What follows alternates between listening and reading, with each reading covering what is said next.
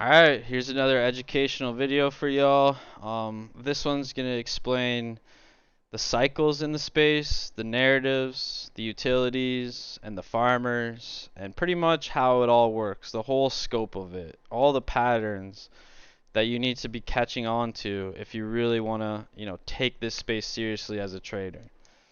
So, where to start first? Well, first off, narratives, I guess. So, when you're dealing with meme coins, the most important thing, almost the most important thing, I guess, is the narrative of it. What's the name of it? What's the reason for this coin? What's the branding like?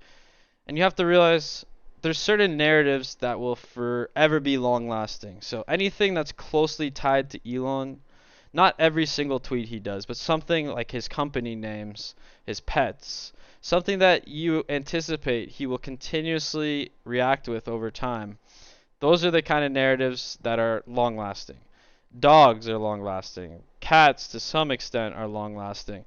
These are narratives that almost always work.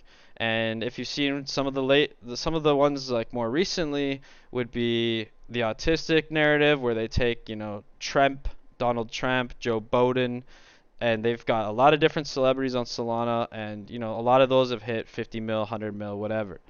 You also see, Whiff because of this dog with hat coin.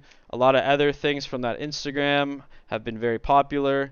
So you see cat with bag, cat with dog. They found the name of that actual dog from the picture. So a lot of those coins are able to do well also. So those aren't really permanent narratives though. More so pets of the people who own the certain chains, like Vitalik's pets. Toshi is the base guy's pets, and that's doing well. Myro's doing well in Solana, which is Raj's pet. And then, of course, Elon's pet on Ethereum, even though he doesn't own that chain. So those are the narratives that are kind of always going to stick. As well as some certain other ones that only, diehard crypto people would know and recognize. But it's not that hard to catch on to the patterns and figure out what narratives make sense. But there's also certain ones like on Solana, even though I hate the team and the project from Pang, you see the name Pang, it's a penguin, and just based on a lot of the stuff on Solana, you're like, okay, I could see that doing well. And even though I hate the team or the people supporting this bull project, BUL, I mean, based off the branding alone and the fact that it's on Solana, that's just stuff that they really like. They like these little pet names with these cute little graphics, and they don't just say penguin, they say pang. They don't say bull, they leave off one of the L's. So certain narratives, you just see it and you're like, I think that could do something. And there's no rhyme or reason to it really, but it just comes with experience that when you see it, you just know that's going to be a decent narrative. But what happens will be there will be massive first movers out of nowhere all the time. And if I think of recent examples, I'll say Mew, which seems completely manipulated insider bullshit, but it's a cat. So what happened after Mew? Everyone started launching cats, and some of the old cats, they all started doing well. And that's where we get into derivatives. So when there's a really strong new narrative that comes out and it blows up to 50 mil, 100 mil, it's the talk of the town. And this is a poor example, but the other day there's this coin called Costco hot dog, and they were trying to get the price of it to be $1.50 to match the Costco price. I thought it was very stupid. I thought it was lame, and it went to like 70 mil within 3 or 4 days. So because that's such a strong play, and a lot of people will talk about it, you have to realize there's about to be some derivatives. So we saw Costco pizza. That was the only other one I saw. That's why I said this is a bad example. But Costco pizza ended up hitting, I don't know, 5 mil or 6 mil, and it wasn't even a strong team. So if you're able to catch a second or third or fourth mover, and the team is strong, and the community is good, and the idea is good, that's where you can make some really good money, even though you missed the first one. And a lot of our space is built on that exact principle. But you have to realize it's all on expectation. So if Costco hot dog hits 100 mil, and pizza launches when Costco hot dog's at 50 mil, while Costco hot dog climbs to 100 mil, pizza's gonna probably go along with it. And if pizza can hit 20 mil, there's now opportunity for more Costco stuff or more food stuff. Maybe you'll see McDonald's McDonald's fries or just something completely random, and maybe even that can run. But when you start to see the hot dogs slow down and the pizza slow down and some of the third and fourth ones, they start to hit, 1 mil max and get worse and worse, then you have to jump off the train because it's getting way too degen at that point. So when memes are hot and the narratives are strong enough, they're definitely worth watching because it's just easy money, and oftentimes people are so obsessed with the first mover, but the opportunities are a lot better in the second, third, and fourth movers if you're sure that it's a good team and everything looks legit. But sometimes it's even a good idea to just hop on the first one as well. So that's that's a very important part of our space is the narratives.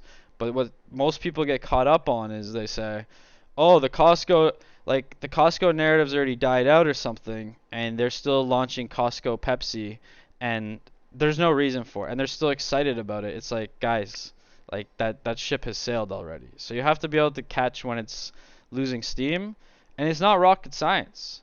You just have to be following enough people and looking at the right places to know, oh shit, something just exploded today.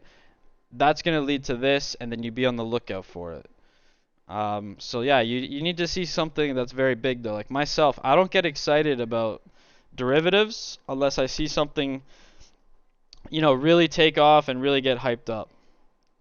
So that's narratives and derivatives.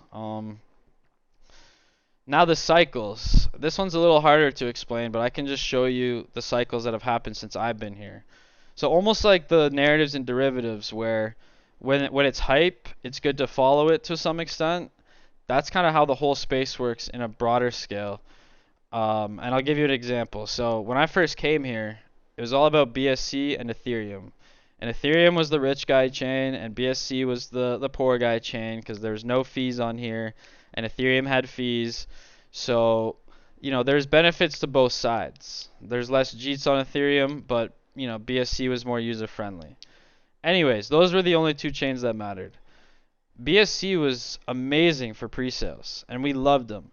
I blew up not just because of pre-sales, but pre-sales definitely helped the cause a little bit because I was giving out pre-sales that were 20xing, 10xing, and I was getting 15 spots because I was the biggest channel. And it was just, everyone was just printing money on these pre-sales. But just like any other narrative and derivative, the farmers come in, they realize this is where the hype is. They start having bad intentions, and they slowly kill the sentiment towards pre-sales. Also what happened is, the pre-sales got bigger and bigger, which I talked about in another video. When the raise is too big, it's never a good idea. So anyways, that was the cycle at the moment. Pre-sales were good. Everyone was focused on pre-sales. And just like any other thing in the space, it gets overdone, and we get bored of it. We get exhausted by it, and sentiment towards them completely changes. So I don't know when exactly it happened, but a lot of different things led to it, and all of a sudden pre-sales sucked. And all of a sudden it was all about stealth launches, which were, nobody knows the contract. It comes out of nowhere. It's at 5K market cap. People buy in early, and you just grow it out of nowhere. And then those got overdone, so we started doing fair launches where we would fill 1,000 people in the Telegram before launch. It would launch with high taxes. All the snipers would get farmed, and then the team would have a bunch of money, and they'd pump it from the ground up. And then that got overdone. So you just keep going through these different cycles, and you just have to pay attention to them. And it can even involve chains because eventually BSC died out. I recognized that. I left and went to Ethereum. Ethereum, who always talks shit about me because I was a BSC jeet in their opinion. They went from making fun of me to worshipping me probably within a month of being there. Everyone's sentiment towards me changed on Ethereum, and all the BSC callers who like to talk shit about me, even though they made their channel because of me, some of them got help because of me. They all followed me right to Ethereum, and that's where we stayed for a while, and it was beautiful. And since then, there's been tons of different cycles. Like community takeovers and community coins used to be the most bearish thing in the world, and now it's like a common practice. So it constantly changes, and you have to realize what's happening and adapt to it. But anyways, I went to Ethereum, and all of a sudden, I forget what the first one was, but let's say AVAX came out. and we started getting bullish on AVAX. It lasted about 2 weeks, and we killed the AVAX chain. I won't get into that story and why, but anyways. Then like a couple months later, everyone started going to Chronos chain, and that one lasted a lot longer, probably a couple months, and people really liked it. And then they came back to Ethereum. And then Doge chain came out, and we tried that for a couple weeks, and that wasn't very good. We came back to Ethereum. And we bounced around several different chains and always came back to Ethereum. And then Solana is where it really changed. And after Solana, I mean, I never saw it coming, but Solana literally took over ETH for meme coins. ETH is still the go-to place for utility, but Solana, it took months of battling, but they finally became known as like the house of memes. And then after that, since then, Base and Solana, they've been fighting each other for who's going to be the dominant, meme chain, I guess. And Ethereum's just kind of been known as the AI chain and the utility chain. And that's what it's like for now. But it can change so damn quickly, which is why you need to always keep your eye on the broader scale, on the bigger picture. What's going on with the space as a whole? What are people most excited about? And sometimes by the time you find out what they're most excited about, it's already too late. So that's the cycles. And, there another cycle that happens is people are obsessed with memes right now. They love memes and they love volume. Right now they love volume. They see volume on a chart, they go crazy. They say, "Oh my god, it's 20 million market cap in one day." That's probably the worst way to do crypto ever, is just chasing volume and hype. And yeah, right now it's profitable, but I'm telling you right now, it does not work long term. And eventually, the farms are going to get so sophisticated. I've already seen one. It went from 100K to 100 million in one day, which is insanely unhealthy. You never want a chart like that. If you're focused on a project lasting longer than 2 weeks, you never want your project to hit fucking over 5 million market cap on the first day of launch. It's stupid. It's all insider. A lot of insiders always dump, and it's just garbage manipulated bullshit. Okay? So, anyways, right now everyone's chasing volume, everyone's chasing hype, everyone's chasing memes. But what's going to happen is they're going to get burned. And they're going to get burned hard. Big, big, hard farms, big scams, all that type of stuff. And soon they're going to be like, chasing volume isn't working for me. I need to pick better plays. And they're going to go back to these plays that have been building this whole time. This whole time, everyone's chasing this hype. There's certain plays that just, they've stuck around. They've lasted the test of time. The community's still there. The team's still there. And they're just building and growing bit by bit. And when people are done chasing the hype bullshit, those are the plays they're going to look at. And then those plays will start to do really, really well. They'll just start flying up like 20 million market cap candles and all that kind of stuff. And just like any other cycle, that's going to be very short-lived. It always is, but it's very beautiful when it happens, because all these people who have been buying these serious plays and DCAing and waiting and being patient holders, they get rewarded by these guys that just only chase hype. So that's why it's always a good idea to diversify your portfolio and buy a lot of serious plays. Most of the time, if I buy a play that I've been watching for a month and then I buy it and I hold it for like 3 to 6 months, the success rate is so high compared to when I just degen on memes. So that's one of the cycles right now, and that's what happens. We saw it recently. Everyone was obsessed with Solana for a bit. And then all of a sudden, Pal AI on Ethereum exploded, and everyone came back to Ethereum and started launching AI coins and utility coins. And I'm going to get into quickly why that's a bad idea.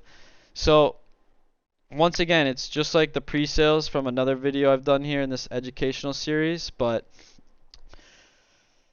when a utility coin blows up, it's because most of the time it's because those people grinded and eventually they got a certain partnership, or they added some great utility, or they like introduced rev share, or they did some big catalyst. But the main thing is, it's because they've been working and building and developing a unique utility, and finally it got the recognition it deserves, and it'll blow up one day. And what happens is, people see that, they get hyped about utility, and all the farmers come and they launch stuff called Mind AI, Mindverse, Pepeverse, Pepe AI, Shiba, all those type of names that launch are just trying to take advantage of the hype. They have no working product. They have no plans to make it. and they're literally just put the exact same words on their website. They say Web3, decentralized, exchange, swap, blah blah blah blah. It's all bullshit. They'll never have working product. They'll give you a trailer 2 weeks after launch and they'll never come through with it. So almost all those projects that launch shortly after utility and AI starts to get some hype, they're all bullshit, and you have to know that. But another thing you have to know about utility is, and what that does actually is sad, it kills everyone's sentiment towards utility plays and AI plays because they're just like, oh, those are all shit, they're all farms. It's like, no, they're not. There's several serious utility and AI plays that have been around for a year, 2 years, 3 years, and they've printed people insane amounts of money. But only the serious investors that actually hold their bags, do research, and believe in projects. I do it a little bit myself. I do pretty well in utility and AI plays. I just printed, I don't know, maybe a 10x on one the other day, and I held it for a month because I liked the utility. And I waited, and I didn't really care about it. And then, yeah, one day it literally went 10x in one day. So, also it happened with, what's that one? Deepfake AI. I called Deepfake AI and I told people as soon as AI comes back, this is going to be a project to look at because their utility is really good. They've been building, they've been holding the whole time, and they haven't experienced a huge pump yet. And what do you know? It went from 1 mil to 40 mil after everyone came back to Ethereum because of PAL AI. Deepfake AI went from 1 mil to 40 mil. I had deepfake content all over the place, talked about it forever. So it's easy to spot, but it's sad that these farmers come in, they take advantage of that hype and destroy people's sentiment towards it because utility is actually great, but you have to think about one thing. If it's a sniper, fuck it. If it's a scanner, fuck it. If it's a wallet tracker, fuck it. If it's a all those things have been done a million times. They're not going to make a better one than the ones already out there, and there's way too much competition. And once you're connected, if it's a wallet coin as well, fuck it. Because once you're connecting your wallet to snipers or you're sending money to the wallets that they've made, it gets very dicey, very fishy, and you have to realize there's so much out there already. Don't look for recycled narratives, look for fresh narratives. So the one I told you I made a 10x on or whatever was NSFW. And basically you can take a GIF and you can take a picture and it combines them. And I've made some really funny ones with, Vitalik and BitBoy, combining it with like certain GIFs out there, and they're amazing. So I'd never seen that utility before, and I love GIFs, and that's why I bought it. If it was a sniper and it was the exact same dev, the exact same everything, I would say hell no, I wouldn't even take a glance at it. So look for unique narratives, unique utility that's useful, that you could see being able to generate money one day and stuff like that. Don't just look for something with a catchy name like Grok AI because there's nothing to it. There's no substance. Look at the product. Think about how unique is this product? Will they be able to scale it? Will they be able to grow on it and add new features? Is the team working and constantly developing it? What's the Telegram like? But more importantly, is there any competition for this product out there? And if so, what are the market caps of those? If the market cap of their competition's like 100 mil, 200 mil, then yeah, maybe they can run to 5, 10 mil, maybe 20. But is theirs better than that leading one out there? Probably not. Is it different than the one out there? Hopefully. And that's the kind of things you have to keep in mind. So sorry for ranting on, but once again, I hope you gained some sort of education or pointers in this video. I think the narratives and the cycles and understanding them is one of the most important things you can do or spend your time on. But yeah, I hope you guys are enjoyed the video. I have a lot of other educational content on here. Been a big name in the space for 3 years. Ask around about me. Take a look at the feedback, and I'm sure you'll figure it out pretty soon. But a lot of people out there, they don't know what they're doing. They spread terrible information, and I'm here dropping gems. So hope you like the video and take a look at some other ones. Take care.